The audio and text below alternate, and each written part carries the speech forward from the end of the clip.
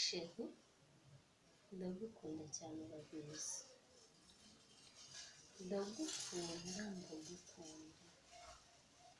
ni wowe mugabo ku isi nemera, ni wowe mugabo ku isi nkunda.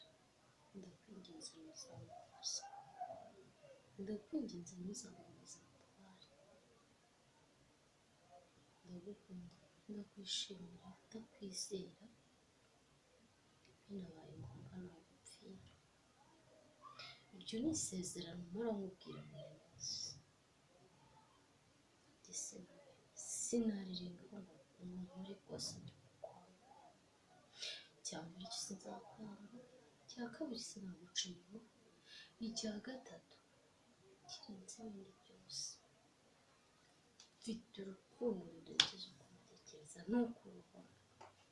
Icyo nshaka kugukorera rero umuganje mwiza, nshaka kugukunda, kugutetesha mu bushobozi bwose dufite.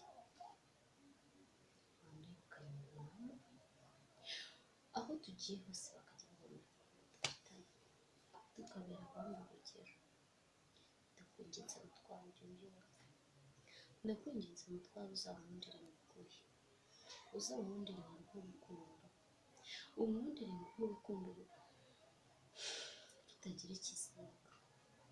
Ndagusige nitwajya kuryamana twose naramuguseguye Mutware. Ndakwinginze nyumva, ndagukunda ntabwo ari ukubeshya, ndagukunda ntabwo ari uburyarya, ndagukunda n'ukuri Mutware. Ndakwinginze isezerano ryanjye rizakurinda n'iryawe, twubake urugo rwiza, urugo rubereye buri wese, urugo rutubereye, urugo ruzagerwaho urugero.